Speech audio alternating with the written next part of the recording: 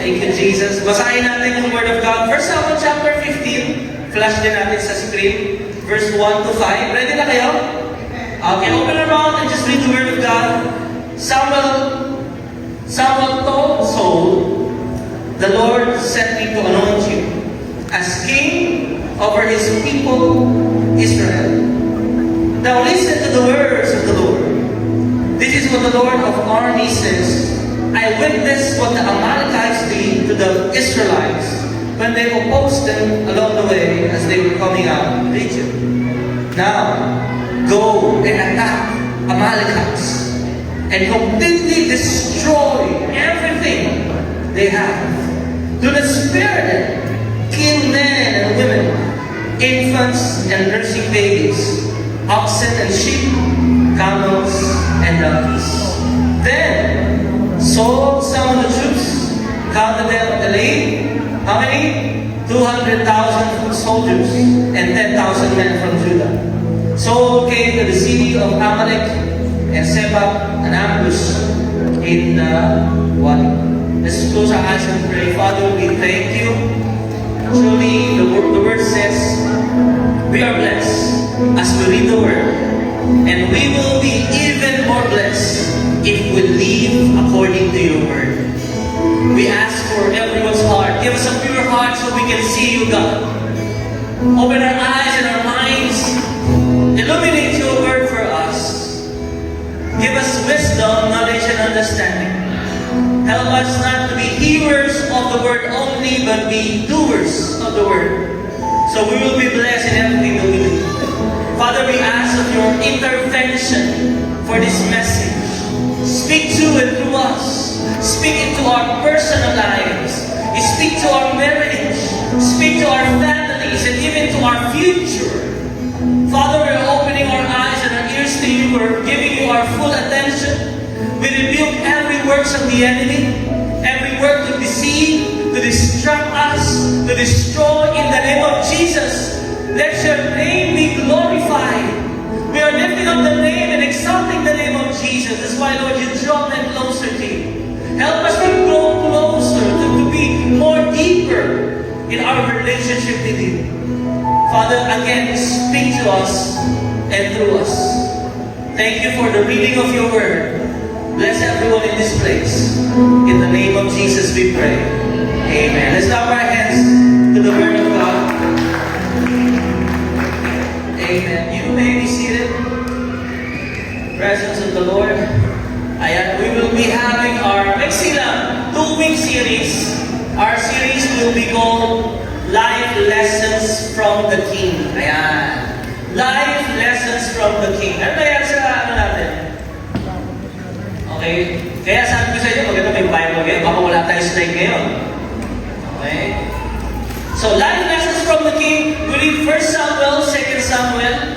Pag-usapan natin yung dalawang hari which is named by Saul, King Saul, and si King David. How many of you know King Saul?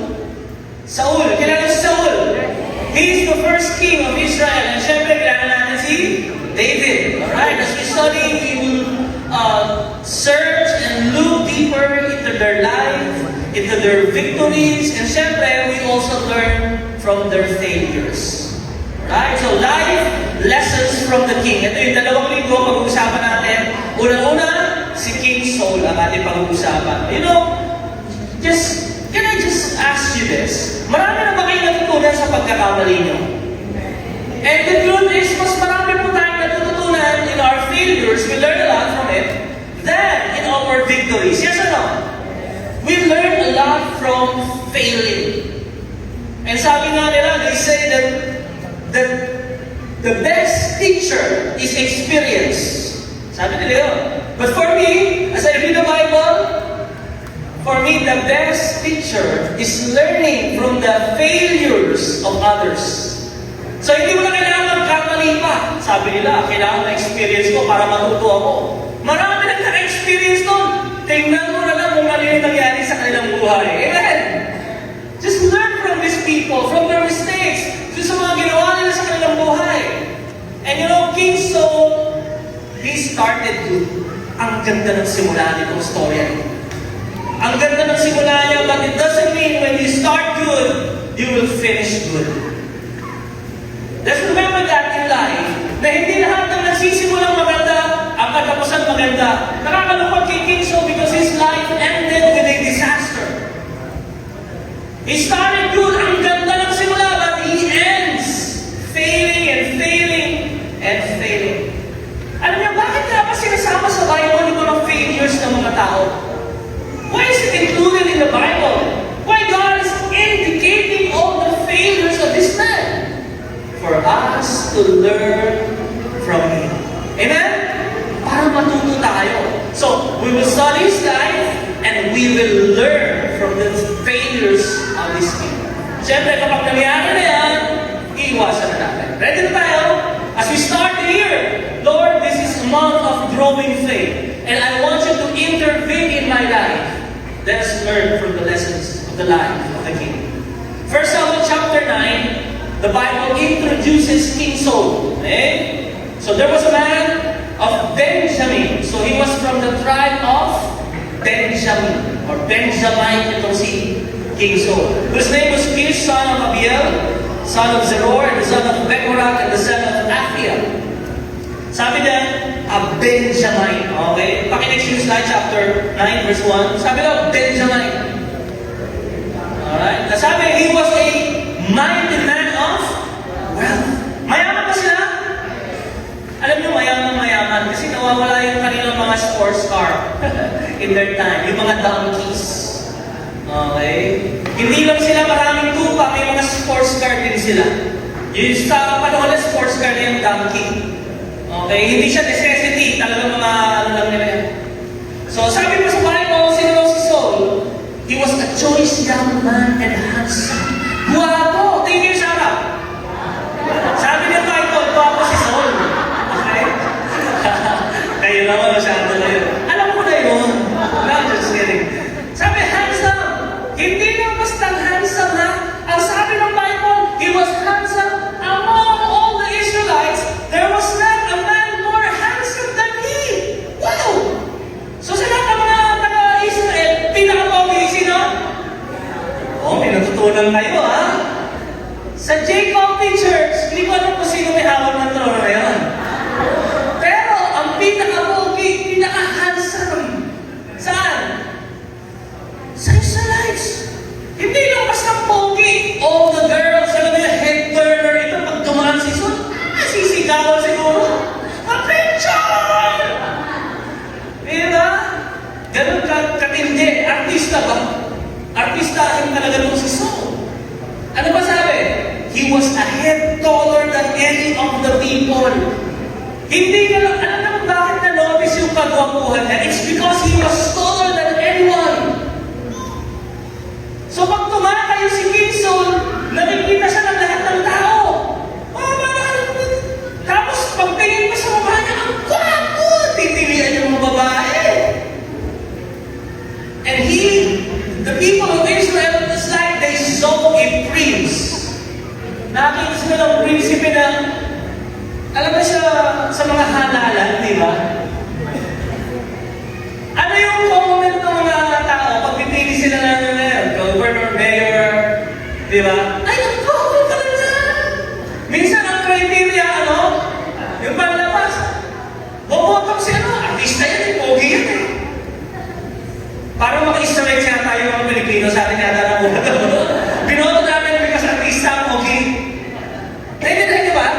Kaya mga campaign, ay, sinigawan! Ay, ang galing kumanta! Senador yun, hindi yung singer. You see, they want a king and then ito si King Saul ang pagpapakilala sa kanya. He was handsome, he was wealthy, mayaman, and also he was taller than anyone. So yun yung pag-describe kay King Saul. And then, siya na nga po yung naging hari. Imagine that. You were chosen, you were picked by people because of your outward appearance. But you know the problem with Saul? He was good on the outside, but he has no character. On the inside, he was rotten. Pagtingin sa labas ng ganda, mukha siyang hari, gawin na natin siyang hari. Actually, nung naghahanapan na sila, nagbobotohan na sino ang gagawing hari. You read your Bible. Nasa, si King Saul. Si Saul na, naghahanap nasa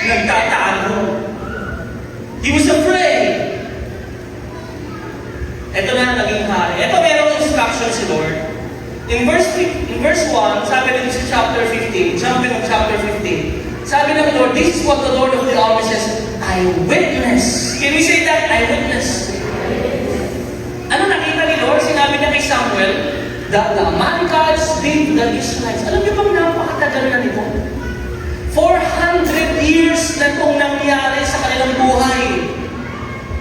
400 years ago, pero si Lord hindi niya nakakalimutan. Listen to this. All the people did to you evil things or good things. Lahat ng ginawa ng mga tao laban sa atin. Mga anak niya, hindi nakakalimutan ni Lord yun. Amen! Kaya naman hindi ka naman gaganti. Kasi pagdating ng judgment day, God will judge everyone according to their works. Lahat ng ginawa sa'yo, lahat ng mga salita, lahat ng mga posts laban sa'yo, lahat ng mga words and cutting remarks behind you, God does not forget. So, when God says, I witness, it is a word that is very comforting for His people. Di ba? Wow, Lord, kita mo yan, Lord, ha? So, praise God, darating yung panahon, alam ni Lord yan. Amen? But also, on the other side, kapag gumagawa ka naman ng masama, if you're doing a wicked or evil thing, sabi ni Lord, kita ko din yun. Sabi niya, when they opposed them along the way as they were coming out of Egypt. Sino ba mga Amalekites na ito? Kasi po, yung papunta ng promised land, yung mga Israelite, hinaraman sila, hindi sila pinadaan. Inatake pa sila. Where can you found this? Naalala niyo Exodus chapter 17. Yung tinataas ni Moses yung kamay niya. Remember that? When Moses lifted up his hand, Joshua was winning the battle, right? But when Moses was tired, the Israelites were losing. Remember that story? Sino kalaban nila? Mga Amalekites. So, this was the time, alam ni Lord. Kaya alam niyo mga kapatid, lahat ng mga gumawa ng masama sa inyo, ipag-pray niyo. Kasi kung hindi sila makakatanggap ng forgiveness kay God, lahat ng mga ginawa nilang masama dito, ipapalusayin sa kanila. Kawawa naman. Tama ba? Kaya naman, let us continue doing good. You know why? Hindi rin nakakalimutan ni Lord lahat ng ginagawa nating mabuti. Amen?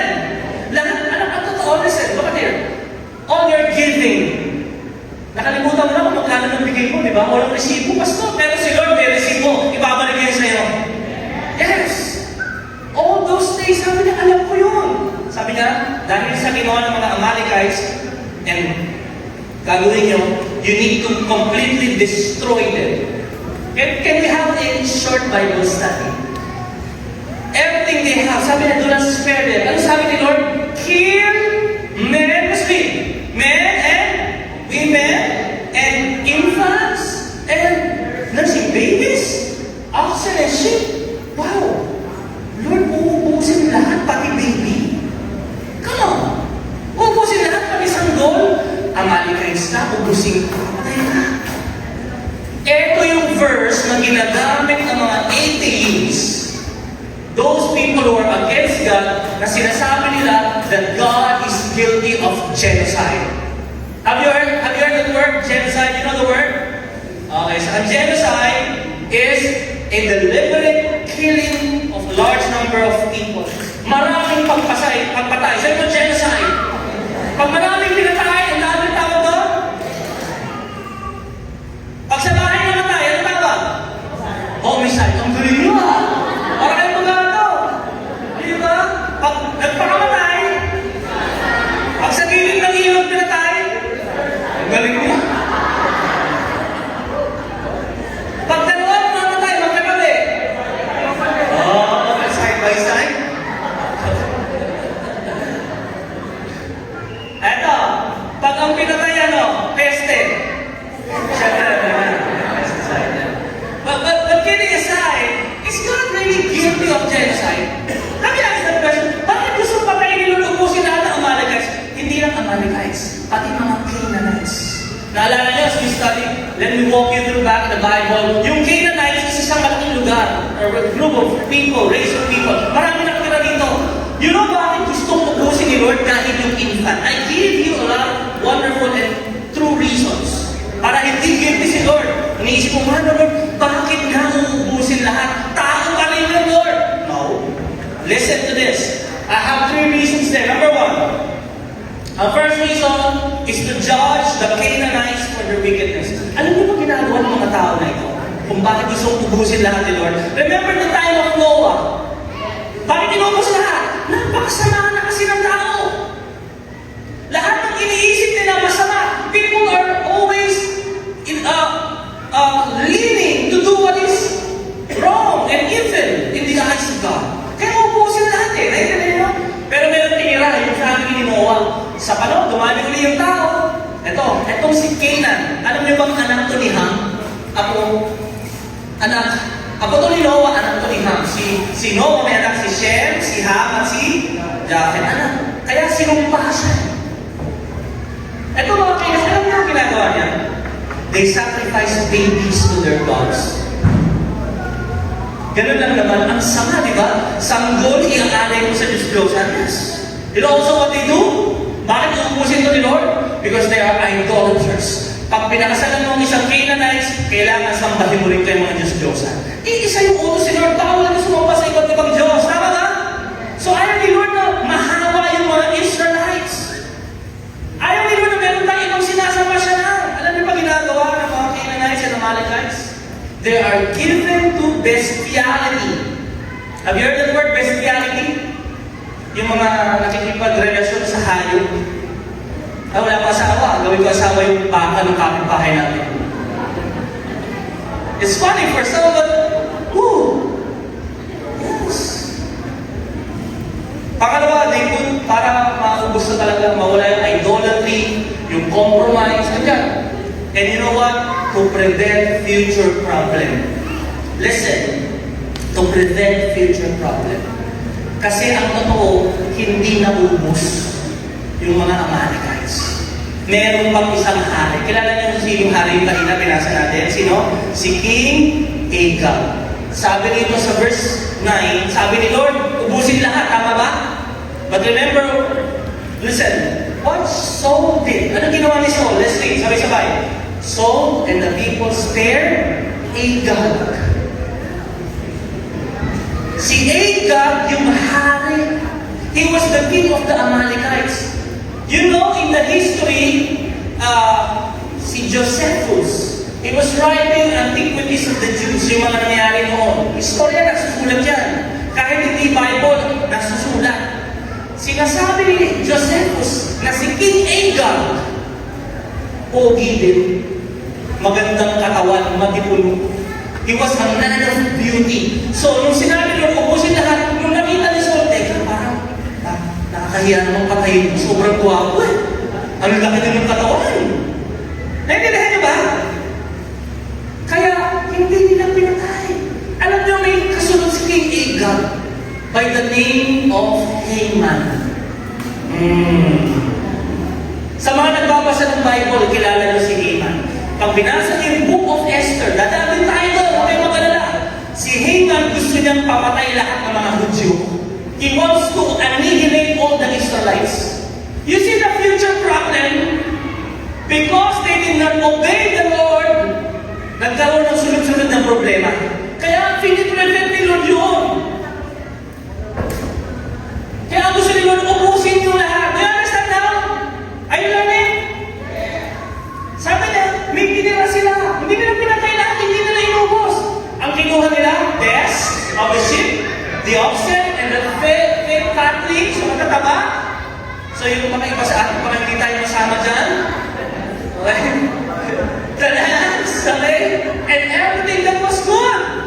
Listen, and they were not willing to destroy them entirely. But everything that was undesirable or worthless, they destroyed completely. Pag pangit ka, patay ka. Yes, nung sinugod nila yung mga Amalekites, lahat na hindi maganda sa paningin nila. Ay, ang payat ng tupa, patay niya. Even the infants, the women's, pag hindi maganda, pero may tinira sila. Sino? Yung magaganda, yung magaganda. Parang ang cute niya. Cute na gawin mong girlfriend. That's what they did. So what does it mean? Ang sabi ni Lord, ayusin niyo lahat. Tama ba? Did they obey the Lord? Sumunod ba sila sa Lord? Sometimes we're like Saul and the people of Israel. We have reservations when the things that God wants to destroy in our lives are, we think that is beautiful and good for us. Minsan pag maganda para sa atin, pag gusto mong gawin, minsan pag nagpapasaya sa'yo, sabi ni Lord, alisin mo na yan sa buhay mo. Lord, ang ganda nito eh. We disobey the Lord. Ano yung mga magagandang bagay sa buhay mo na makakasira sa'yo, ang sabi ng Lord, alisin mo na yan. You see, when we hear about Satan, look at here. When he tempts people, pag tinutokso ng kaaway sa mga tao, do you think he will use ugly things? Hindi mo magagamit siya ng mga bagay na pangit para tuksoyin ka? Listen, are you getting this? Paano tinutokso ni Satanas ang mga tao? He will use beautiful things. Gagamit siya ng mga magagandang bagay. Going back to the creation, ang sabi niya, maganda sa paningin.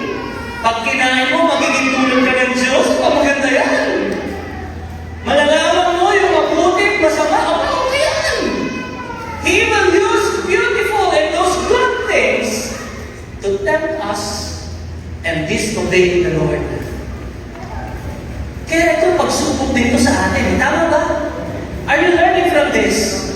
Sa simula ng taon, dapat makita mo sa buhay mo, Lord, ano yung mga magagandang bagay, gawain na alam kong nagiging hadlang para lalo kong mapalapit sa iyo. Ano yung mga bagay sa buhay ko na gusto mong gawin? I want to do it because it makes me happy. But it does not please you. You know, God is really speaking to us. Si King Agag and the best and the choice and the good, yun yung tinira nila. They are not willing to destroy them. Can I ask you that question? What are the best and the good things in your life that you are not willing to destroy? But God is telling you, destroy it. May kilala na akong pastor eh. Yung pastor na yun talagang natuto siya ng salita ng Panginoon. In-encourage yung mga members na, Lord, dalayan ko yung puso ng mga member ko, ikaw lang sasambahin. May bumulong sa kanyang pastor, sa bahay ko, ang dami ng mga Barbie doll ko. Kapitan, mga manikin. Alam mo na sinasabi ng Lord, pinakatakot ako eh. Kasi mahal yun, binili ko kayo sa Israel. Maganda yung itsura noon. But you know what God says? Destroy them. Okay, saka na lang. Reserve na lang kasi sayang naman yung pera ko. The best pa naman yun, mamahalin yun. Tatapon ko lang. You see, one of these good things, one of these best and these things that God wants you to destroy in your life. Not just carve idols. Ano yung mga gawain sa buhay mo? O maaari ikaw, nalulong ka na sa paglalaro. Nanonood ka na lang ng TV. O maaari, lahat na lang sinasabi mo, Lazada, sabi, Lord, ang ganda nito, ang sarap ng pakiramdam, ang dami, i-deliver sa amin, kilala ko ng mga writer. Pero hindi ka nagtatides. Sabi ng tigil mo yan. You know what the lesson is here? Si Saul, selective siya. Can you say that selective? Selective in obeying what God wants. Lord, gusto mo upusin ko lahat? Okay, Lord, sige, gagawin ko. Pero nakita niya, maganda to, Lord. Hindi na lang to. You know what's the first lesson? I'll give you 4 lessons. Number 1. The first lesson is, do not be selective in the word. God wants what? Complete obedience. Can you see that? Do not be selective in the word. God wants complete obedience. Sabi mo, complete obedience. Not partial, but God wants complete. Kanina mga tayo na Lord, I offer my life. Everything I've been through, use it for your. Sometimes people, believers, selective. Ano yun? Namimili lang ng gusto niyang gawin. Namimili lang ng gusto niyang sundin. Can I tell this? Mabilis na to. Giving. Pastor, ayoko niya, giving yan eh. Pero kapag praising, sige, susunod ako dyan, taas kamay. Sabi ng worship leader, taas kamay. Taas kamay. Sabi nito, 10%. Just so you one truth about tithes. Buksan lang natin yung malaki treated. Malaki treated muna. Yeah. Sabi niya, you are under, of course, your whole nation because you are what? Sabi niya, pinagdadakawan niyo ako. Bakit? Bring the whole tithe. Look at here, watch your words. When you say tithes, lahat ng translation, the word says bring. Say that, bring. Hindi give. Lahat ng translation, ang word bring, not give. You know why? You cannot give what you do not have, and you cannot give what is not yours. Lahat ng translation, hindi ibigay, kundi dalhin. You bring it. Why? It's not yours. It belongs to God. So pag tayo may pinag-usapan, sundan mo ka 10%, kanino to? Nagbibigay ka ba? You do not give. Why? Tithe does not belong to you. It belongs to. Kaya magpupunta ka dito, Lord, dala mo yung tithe sa'yo to, Lord. 10%, 10,000, binigyan ako, dala ko 1,000, Lord. Sa'yo yan. Pero pag dinagdagan mo 100, doon pa lang ako nagsisimulang magbigay. Ang tawag doon, tithes and offering. Naintindihan niyo? Yung iba ayaw ko. Selective. Pero yung pastor ayaw pag-usapang pera sa church. No. God has given us the whole book. Ang dami nito, may pagtutulong din. Wala sa New Testament yan. Ano ka? Nagbasa ka pa Bible, basahin mo Matthew 23:23. Sabi ni Lord, do this. Sakay mo lahat. And it's a whole book. And hindi ibig sabihin, Old Testament sa mga Israelite na, hindi na ito magiging blessing sa mga hindi Israelite. Naintindihan niyo? Principle yan. When you give and you bring your tithes to the Lord, sabi niya, you're not robbing me anymore. Binibigay mo na. Pag kinuha mo yung hindi sa'yo, tawag doon, when you get what is not yours, you are robbing. Ayoko niya. Balik tayo. Sabi ng isa, back mo kapatid. Minsan selective tayo eh, yeah. Sabi ng Colossians 3:13, bearing graciously with one another, willingly what? Forgive. Pastor, yung pag-usapang forgiveness. I don't want to talk about forgiveness. I've heard so many times, you know, the painful thing that happened to me, hindi mo alam yun.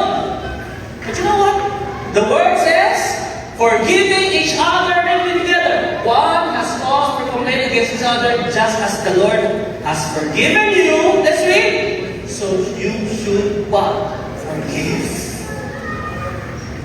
Hindi ko nakabasa sa kung ano yung gusto mo. Dahil sinabi ni Lord, huwag kang selective. Matutunan mo yun ngayong taon. Kung ano yung sinasabi ng Panginoon sa'yo, gawin mo. Complete. Paano ba tayo pinatawag ni Lord? Yung iba kasi nagkakaroon ng problema when it comes to forgiveness, but I will teach you later. Sa mga susunod na linggo, forgiveness doesn't mean automatically you will forget. Hindi naman talaga eh. Pakinggan niyo about forgiveness ha. Kapag nagpatawad ka, sinasabi forgive and forget. Tama ba? Si Lord kasi, paano tayo pinatawad ni Lord? When you ask God, God, pinatawad ko na ako? Yes, I forgive you. And I will remember no more your sins. And then He chose not to remember. That is what it means. When we forgive a person, we will train our mind not to remember all the things that person has done to you. When you forgive, it's a decision. Sige, papatawarin na kita. Pag nakikita kita, hindi mo maaalis sa akin na maalala ko yung mga ginawa mo. Yes or no? Pero hindi ko na iisipin. Pipiliin ko na hindi na nang balikan yung mga ginawa mo. That is forgiveness. Hindi naman ibig sabihin pupurahin mo, magre-restart eh. Wala naman ganun eh. Sinuhin mo nasaktan ka, hindi mo makalimutan yung sakit. How many of you are hurt and you are not forgetting the hurt? May mga ganun kayo? Yes, we cannot forget. But we choose not to remember. That is forgiveness. So huwag tayo selective. Pag-blessing, sige, blessing, gusto ko yan. Pag-times, ayoko. Fellowship, mamaya kain na, may birthday, woo! Gusto ko yan, fellowship. Pag-forgiveness, ang salubong mo yung may galit ka, may utang di binayaran. Ano pa? Look at there. Yung iba ayaw pag-usapan ng marriage. Sabi ng Bible, Ephesians 5:21, let's read together. Submit to one another out of reverence for Christ. Verse 21 says that, submit to one another. Ano ibig sabihin niya? Not to the person only, but to the authority of that person. Sa Bible, pag binasa mo siya, babasahin mo sa buo.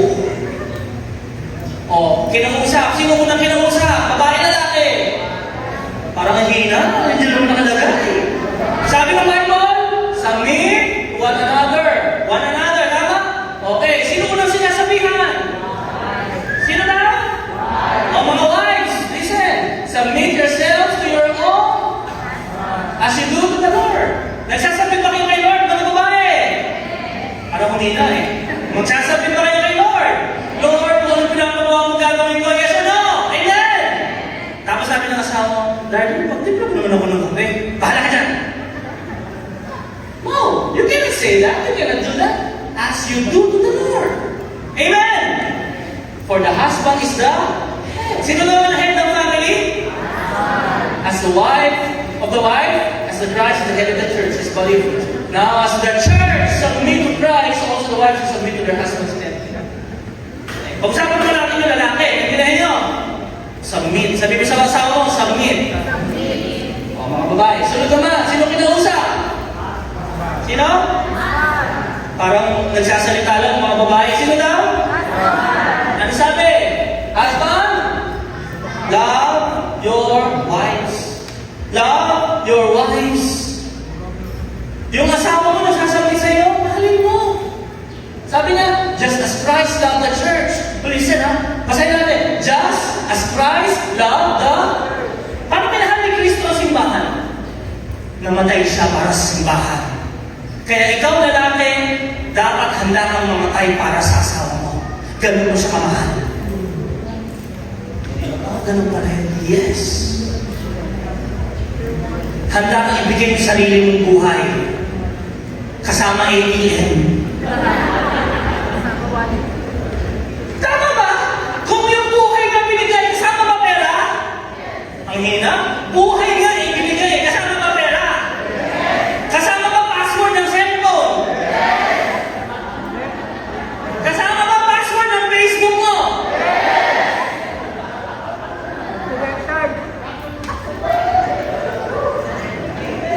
This is the word. Huwag tayo selective. Wow! Sabi na, ano sabi sa mga lalaki? Mas marami sa lalaki.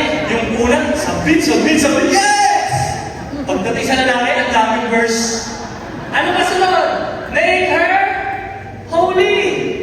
Mga asawang lalaki, kapag yung asawa mong babae, hindi mo tinuturuan paano maging banal, maging mga Diyos, yari ka kay Lord. Huwag mo sabihin, hayaan mo lang siya. Bahala na si Lord sa kanya. Pwede na, kunin niya na uwi na siya ni Lord eh. Para kasama niya si Lord, masaya na sila eh. Kapag ganun yung prayer mo, hindi mo tinutupad yung sinasabi ng Diyos. By what? Make her holy by what? Cleansing her by the washing with water through the lalaki hindi po. Hugasan mo daw sila maging banal sa pamamagitan ng salita ng Diyos. Amen? You understand this? You need to be the spiritual leader in your family. Ikaw ang magtuturo kapag yung asawa mo wala sa ayos, ikaw magtuturo sa kanya. Amen? Kaya kung wala dito yung asawa mo lalaki, pag-pray mo. Lord, huwag mong kuwanan muna. Tulungan mo ako, Lord. Maging maayos ang aking magsasama. And sabi niya, listen, this is important. Kaya nakayari yan. And to what? Sisigaw mo, present! Pagdating sa langit, tatanungin ka ni Lord, kamusta yung project mo? Lord, anong project? Yung asawa mo. Sino magpe-present yan? tatanungin ka, kamusta yung ginawa mo sa asawang babae na binigay ko sa'yo? You will be accountable. Kailangan raid dyan. Kailangan pagdating kay Lord, raid dyan. Nagliliwanag. Amen! Alam mo yung raid dyan? Yung itsura ng raid dyan? Look at your wife. Mamaya pag-uwi, raid dyan ba yung wife mo pag pinatuto kayo? Kaya kanina yung mga lalaki ang kinakanta, Lord, I offer my wife to you. I offer everything I've been through. Use her for your glory.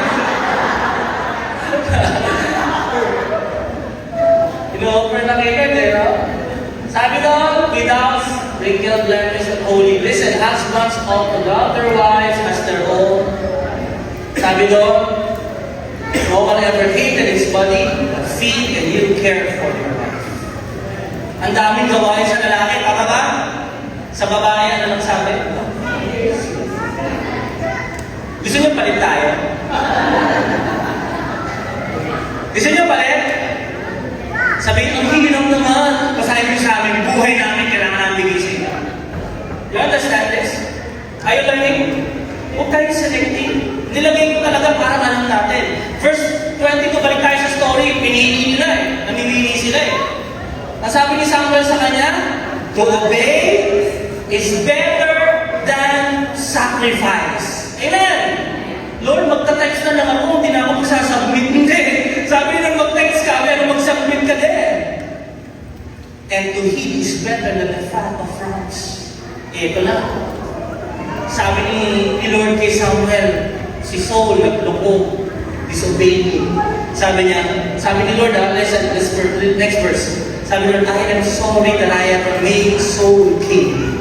He has not been loyal to me. Wow, it's a question of loyalty. When we obey God partially and not completely, we are being disloyal to God. Can you just think of that for the whole week? Lord, ano ba sa buhay ko yung hindi ako sumusunod sa iyo completely? Sweldo ko lang ba may tithes? Yung padala ko lang ba sa akin may tithes? Hindi ba ako nagsasubmit? Hindi ba ako spiritual leader? Hindi ba ako nagpapatawag? Just, kung merong book of Revelation, magkaroon tayo ng book of re-evaluation. Evaluate your life, your loyalty before God. Kamustahin mo, Lord, kamusta naman ako bilang anak mo? Sabi niya, they refuse to obey me, to obey my command. Ano ginawa ni Samuel? Listen, when someone, your loved ones, are disloyal to God, ano ginawa ni Samuel? He cried out to the Lord. Ito, ipag-pray mo talaga eh. Iluluhod mo, iyak mo talaga, Lord, tulungan kita. Alam mo ginawa ni Saul? Ito na, next verse. Early the next morning, pinuntahan siya ni Samuel. Ko-confront siya eh. Someone told him, habang naglalakad sa Samuel, Lord, ba talaga Saul? Bakit hindi mo sinunod si Lord? Bakit hindi mo inubos lahat ng Amalekites? Sabi, Samuel, saan ka pupunta? Pupunta ako si Saul. I-confront ko si Saul. Of his disloyal and disobedience. You know, ano ba ginawa ni Saul? May manitis din eh, di ba? Ano sa kayo, may mga manitis doon. Someone told him. Hindi pinangalanan. Okay? Alam mo ba si Saul? Nagpatayo ng monumento. Wow! Then he went on to Gilgal. So what does it mean? Doon sa kanyang ginawa, akala niya nag-glorify si Lord, nagpatayo pa siya ng monumento. Imagine that. A monument to himself. How many of us, we are so guilty of this? We are building and we're making monument for ourselves and not for our God. Di ba dapat kay Lord? And point number 2, what's the life last message? In everything, God must be glorified. Amen! In everything, God must be glorified. Ito na, nakita na sila. Si Samuel, ganita. Ano, nag-iibo na siguro si Saul naman, sayang-saya. May monumento na eh. Siguro yung pag-iaya ito, tingnan mo yun, galing mo, ganda, kamukhang-kamukha ko yan. Look at here, what Saul said. Ito na. Saul greeted him cheerfully. Ako, masaya ba? May the Lord bless you. Wow!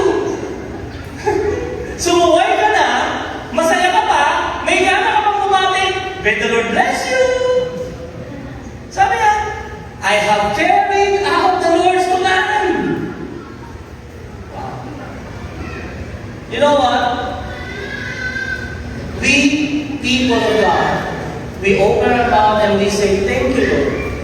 We open our mouth and say, praise God, hallelujah. We have this Christian dictionary here. Ginagamit natin yung mga vocabulary. Hallelujah, praise the Lord. We also say, oh, God is good. Mabayad po. O ilang suplay? 25. Thank you, Lord. Thank you, sige pala ako. Ano, nasabi na tayo, tama? Diba, sa mga picture mo? Okay, do you get it? Amen, ma'am.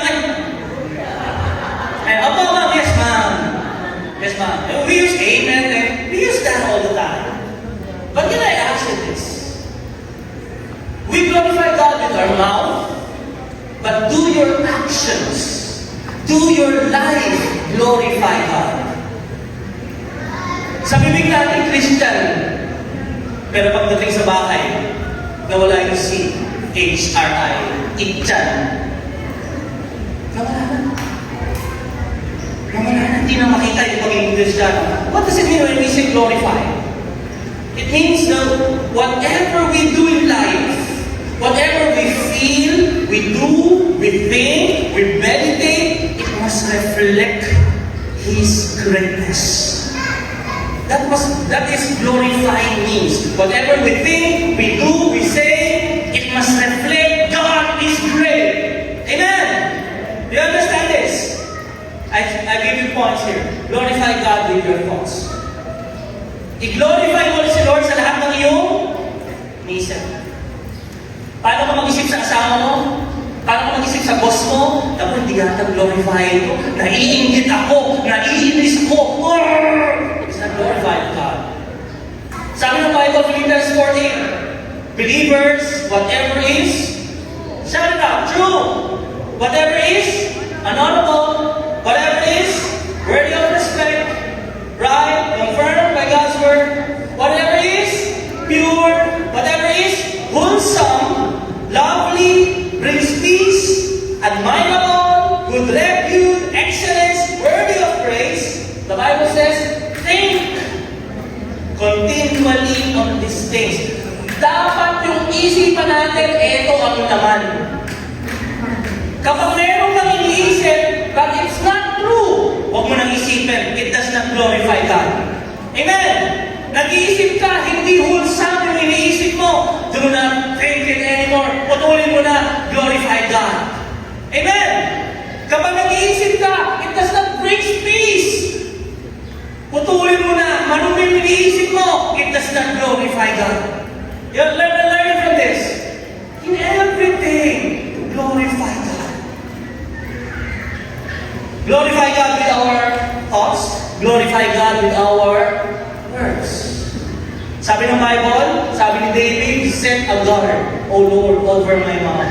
Ano kayang guard yun? No? Ano kayang pwedeng pagtapal sa bibig natin? Keep watch over the door of my lips to keep me from speaking thoughtlessly. How many of you are guilty of that? Yung basta ka na nagsasalita, di mo iisip yung sinasabi mo. Guilty ba kayo doon? We guard our tongue. Sabi niya, Lord, ikaw na nga magbantay, hindi ko mapigilan kung ano lumalabas sa bibig ko. Hindi nakaka-glorify sa'yo. The way I speak to my husband, the way I speak to my wife, to my children, lahat ay ganyan. Hindi mo na natin iisip. Just think of it. With our words, do we glorify God? Dagdag ko lang sa words yung mga comment nyo sa Facebook nyo, nag-glorify ba sila? Yung mga pinupost nyo at mga nire-repost nyo, nag-glorify ba si Lord? Parang di yata masyadong may Amen? Isipin mo, with my thoughts, with my words, with my actions. Ano sabi ng words? Proverbs 12:18, let's read. Careless words stab like a sword.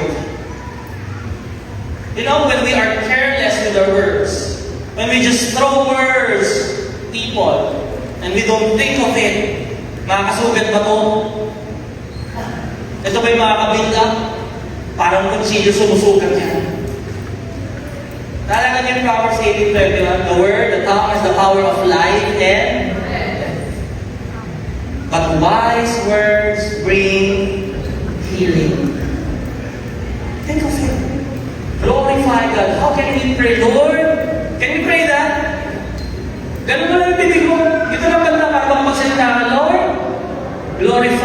let you be glorified with my words. Jesus said, let this tongue be an instrument that brings glory to God. That whatever we say, it brings healing. It brings encouragement.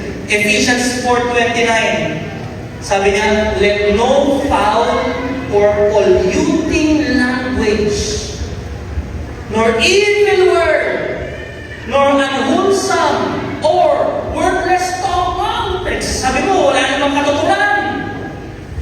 Come out of your mouth. Amen?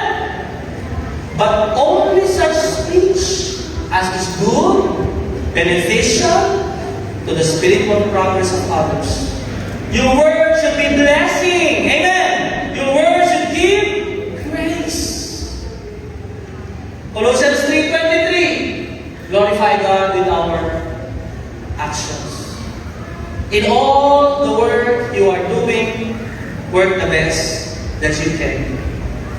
How can we glorify God? Ano yung kahit nagtatrabaho kayo, you can glorify God. While you're working, you're doing the household chores, whatever you do, sabi ng Bible, in all the work you are doing, children of God, mga anak, glorify God. Sabi niya, work the best you can. When you're giving your best, you are glorifying God. Amen? Well, kung problema, pwede na yan. Yung medyo, pwede na. See, procrastinate, bukas na lang. No!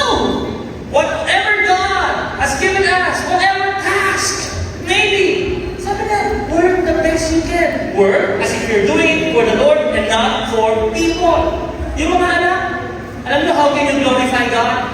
Be the best child. Amen? May nanay ka, tatay ka, be the best son. Be the best daughter. That's how you glorify God. Young people, be the best student. Amen? Hindi pwede, glory, glory, Lord, hallelujah. Pagdating sa school, bagsak ka. Hindi magandang tingnan, tama ba? Ayoko na maging Christian, bagsak ka lang ang Christian. Eh kasi nag-pray ako eh. Mag-pray ka, oy! No! When you are excelling in your academics, you are glorifying God. Kasi tatanungin nila, who is your father? Sino bang nanay mo? Honor yan eh. Sino kaya nanay yan? Listen, pag graduation, graduation, ceremony, di ba may honor? Tatay, akit sa stage yung student with honors, with flying colors. Yung mga tao, sino nanay yan? Sino kaya ang anak? Sino kaya akyat? They're searching for the better. Kaya pag tinanong, grabe ka, ang galing mo sa school. Sino yung tatay mo? Eh, tatay ko lumikha ng langit at lupa. We glorify Him. Amen! Men of God. And pagbalik ako sa young people, how can you glorify God? Young professionals. You glorify God by being honest and having integrity in what you do in office. Doon maging totoo. How can you glorify God kung lagi kang late at nangunguha ka ng lapis sa opisina?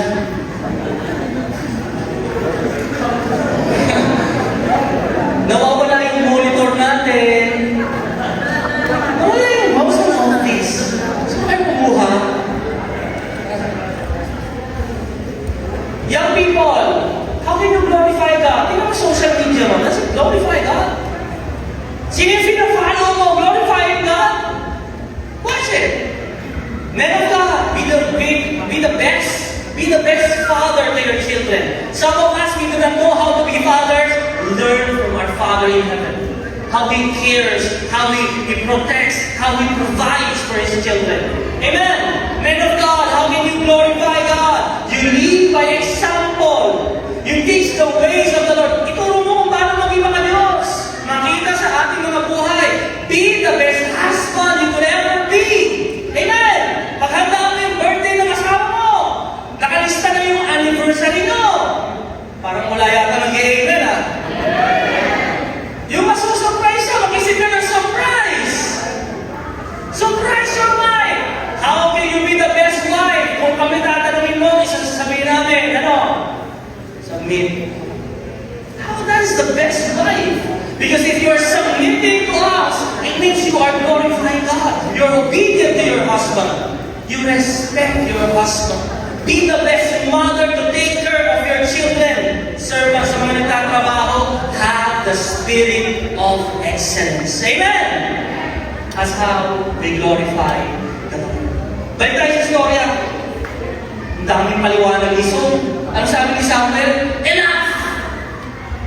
Tama ang salita! Stop! Lalo, kasi mga Samuel, yung pagina. Samuel said, stop! Enough! Sabi ni Samuel, verse 17. Next slide. Ang sabi niya, in the past, Saul nag-disobey ka, ang dami mong mga excuses. How many of us guilty tayo doon? Tayo, kasi naman, kulang Lord eh. Kasi naman pang asawa ko Lord eh. No, stop! Just obey! Sabi ni Samuel, in the past, Saul, tingnan mo, nagsisimula ka, God has chosen you. You didn't think you were important. Sabi niya, but the Lord chose you to be the king. So you became the leader of the tribes of Israel. Samuel was reminding Saul. Sabi niya, Saul, dati di ba wala ka naman eh. Pogi ka lang pero wala kang posisyon. Matangkad ka lang pero hindi ka hari. Pero si Lord ang naglagay sa'yo sa pagkahari. Amen! Ni-remind niya, listen, when I'm reading this, I'm reminded of my past. In the past. Para hindi ako magyabang. Para magtiwala at sumunod kay Lord. Kasi, Saul, bakit ka nagmamalaki? Saul, bakit hindi ka sumunod? Dati naman sumusunod ka. It's a godly reminder for the people whom God promoted and blessed. Blessed ba kayo, Lord? Amen. Look back in your past, at your past. Is God lifted you up? Inangat ka ba ni Lord sa buhay mo ngayon? Yeah. Mahina yata. Sino rito nakaranas? Ang layo na rin ang narating ka dahil kay Lord. This is a reminder for us na sumunod sa Kanya. Amen! Dati masunurin ka. Simula ng service, humble ka, lagi ka nasa ang agaw mo. Ngayon, pag-ibig na. Ngayon, nakapag-aral na, may trabaho na, ngayon, nagmamalaki na sa Diyos. Yung dati nagsaserve ka, lagi ka present. Sa mga practice, nandun ka lagi. Maglilinis, lagi ka kasali doon. Ngayon, pag mga madudumi na, ayaw mo na. Yung dati, yung wallet mo, laman lang, 5 piso, pinakamalaki na 20. Ngayon, dumami na, may libo na. Dati, wala kang problema, Lord, tithes. Wala bang madaling bigay, 20. Dos, Lord, tithes. Dos, 3, Lord. Lord, give me 100, I'll give you 10, Lord, tithes. Ngayon, libo-libo na yung dumarating sa'yo, hirap na hirap ka. Re-evaluate your life. Sabi ko, why? Look at your past. Sumunod tayo kay Lord. Amen? Sabi pa ni Samuel, listen. Why didn't you obey the Lord? Why did you rush? Shout it, rush! Apat na ito, mabisa ito. Pangatlong point, be patient and learn to wait on the Lord. Ito life lesson for this year. Maghintay tayo sa Diyos. Be patient. Let us not rush things. Yung iba sa inyo, madali na kayong kumain. Uwi-uwi na kayo ngayon. No. Let us wait on the message of God. Let us wait for the Lord to finish His message to us. Alam niyo, going back chapter 14, si Saul pa rin ito. Lalaban sila. Saul was speaking to the priest. Kaso nagkakagulo na eh. Alam mo ginawa ni Saul? What Saul did? There's no time to consult the Lord. Huwag na tayo mag-pray. Tara na, laban na! Wala na tayo pray pa. Sugod! We are guilty, all of us. Pagising niya sa umaga, sugod na agad! Laban, luto, takatakalat, bigay, ligo, mga bata! We're so guilty of this. We are not patient. We are not waiting on the Lord. And even in the church, practice na agad. Sana,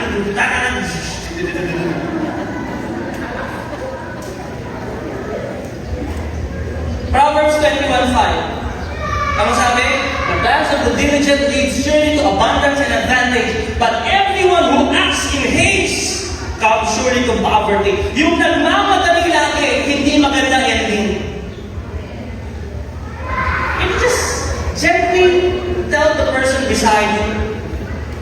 tayong laging nagmamadali?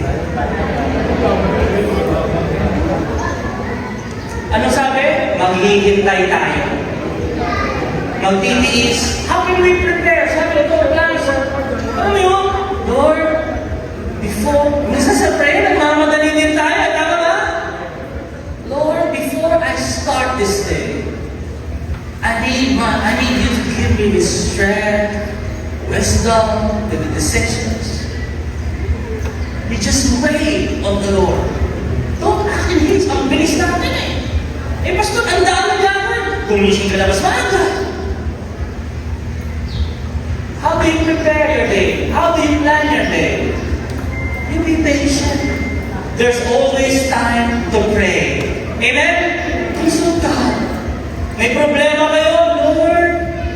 Ano yun, one time, for some, hindi nila alam yung nangyari sa buhay namin nung sisimula kami. Si Elijah, 5 years old, si Mami ating nag-aalaga. So sa Ponte, Sorrento, malayo yun, SM Bacoor. Sa Ponte, SM Bacoor.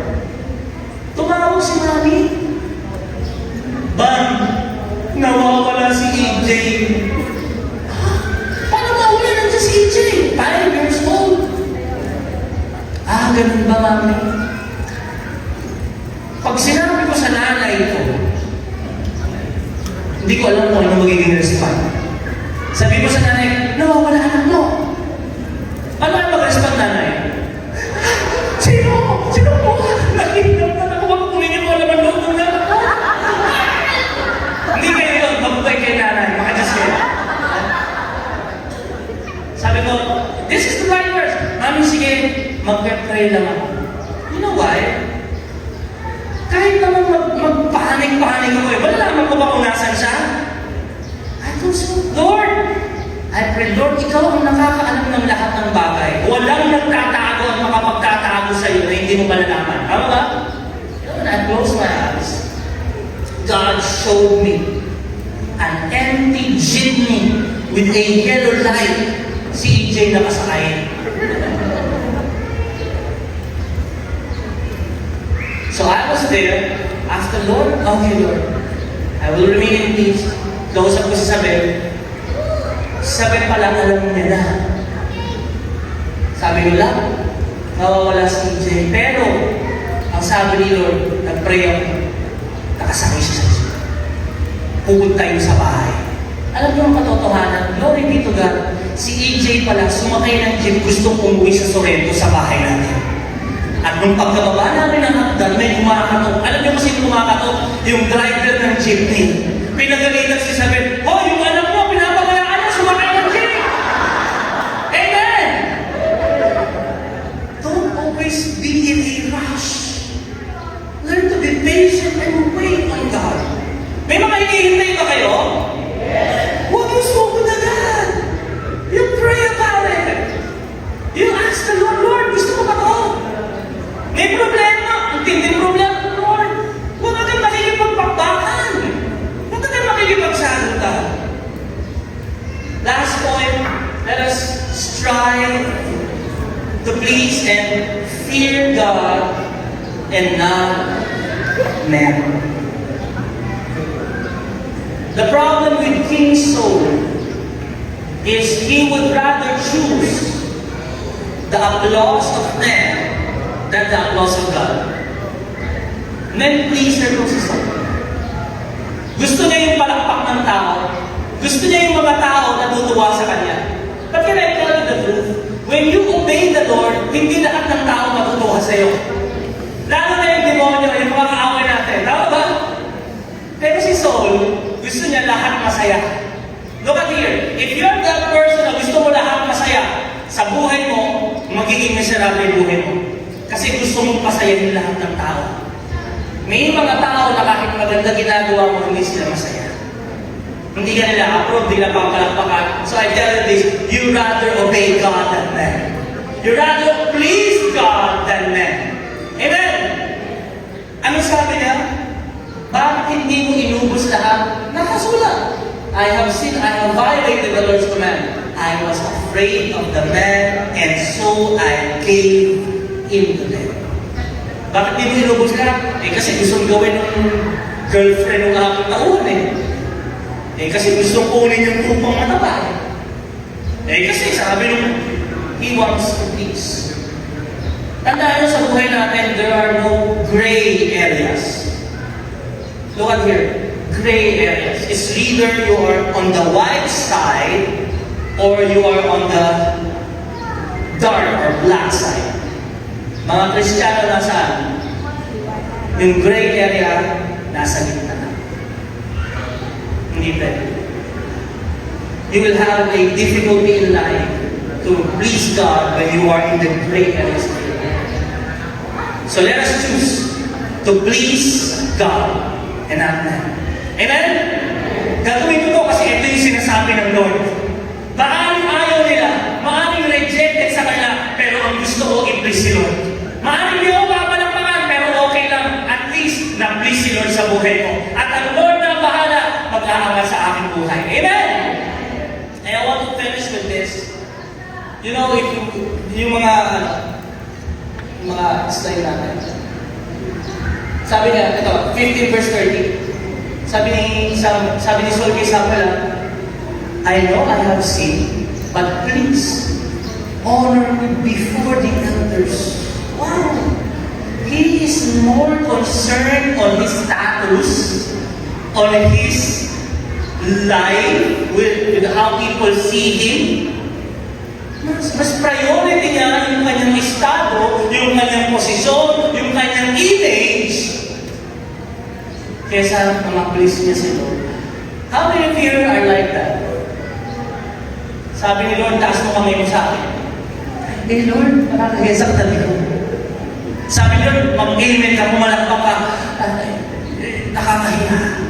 Sometimes we're like so. We're not striving to please God, we're striving to please God. We want to be cute in the eyes of others. But you know, kung sino ang talagang hinahanap ng Panginoon, yung mga tao na ang puso gusto siyang palugurin. Amen? So, I pray that we will not be selective with the word. Number 2, we must glorify God in everything. Learn to wait, strive to please God. If you see his life, we need a better king. Tama po ba? As a leader, gusto niyo maging leader, no? No. But the good news is we have a great leader who is better than King Saul. He obeyed his father completely. He did not follow his own will, but he obeyed the Father's will. In everything he does, he always glorifies the one who sent him. He is patiently waiting for the instructions of his Father. And he always strives to please his Father. Even people are displeased and rejected him. You know, alam niyo ba sino to? Siya ay ang darating na hari. Jeremiah put this, for the time is coming when I will raise up a righteous descendant from King David's line. He will be a king who rules with wisdom. He will do what is just and right throughout the land. And this king has a name, and his name is Jesus Christ, who is righteous, who rules with wisdom, who is patient with us. Kaya naman mga kapatid, if we need a king in our life, no other than we need King Jesus. Amen? Palakpakan natin ang Panginoon Jesus. Tumawin tayo, nanalangin tayo. Father, we thank you for your word. Hallelujah, we praise you.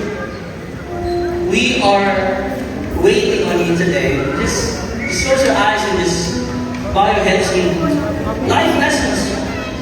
And I want to just, Holy Spirit, just intervene, just move in our life and touch us.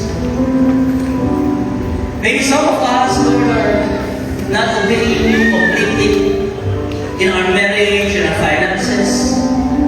Father, we are here before you and we're asking for your forgiveness. Maraming iba sa amin, Panginoon, hindi ka nalulugod sa mga iniisip namin.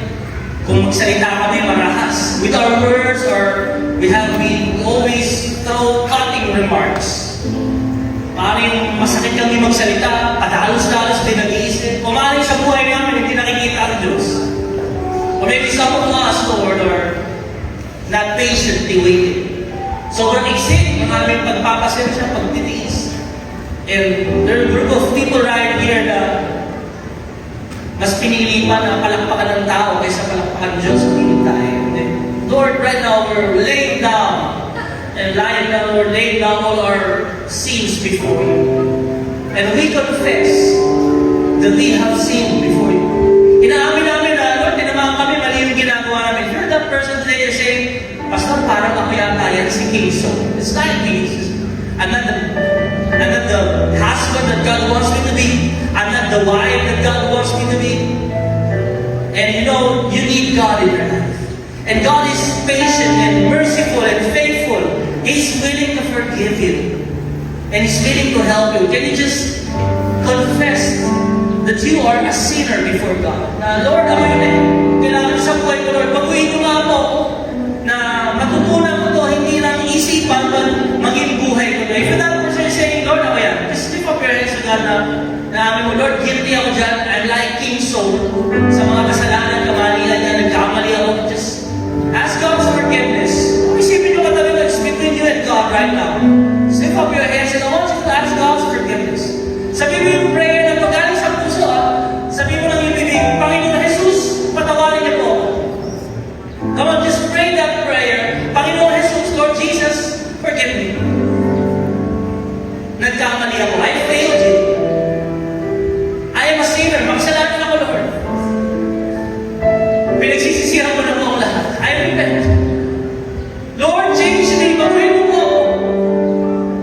Lord, tulungan niyo po ako. Help me.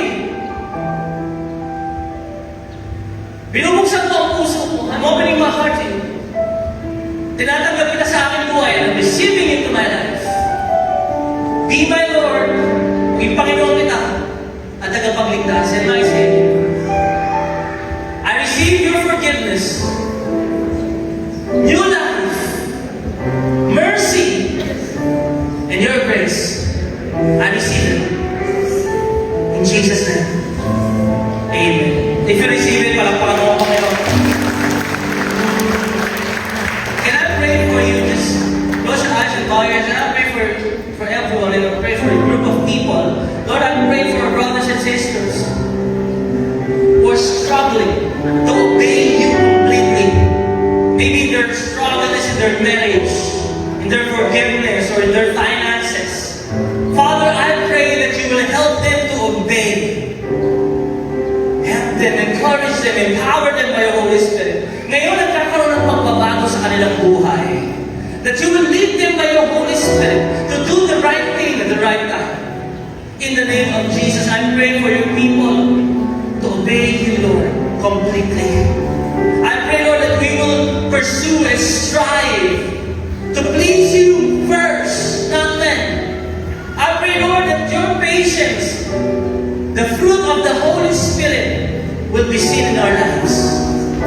I pray, Lord, open our hearts and our minds to see that we need you every day of our lives. Pagpalain niyo nga po mga kapatiran namin, makita ang magandang pagbabago sa aming mga buhay.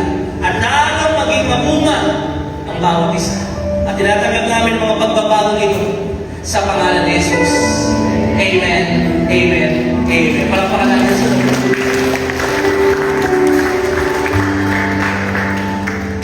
Father, we thank you and we lift up to you all our seed offering. If we sow sparingly, we will reap sparingly. If we sow generously, we will reap generously. Lord, lahat ng mga binhi, ilang taon na namin itong ginagawa. At ilang taon na rin, Lord, namin nararanasan ang masaganang pagpapala. Marami ng patutuo ng kabutihan sa pag-ani. Kaya, Panginoon, nagtatanim kami sa iyong kaharian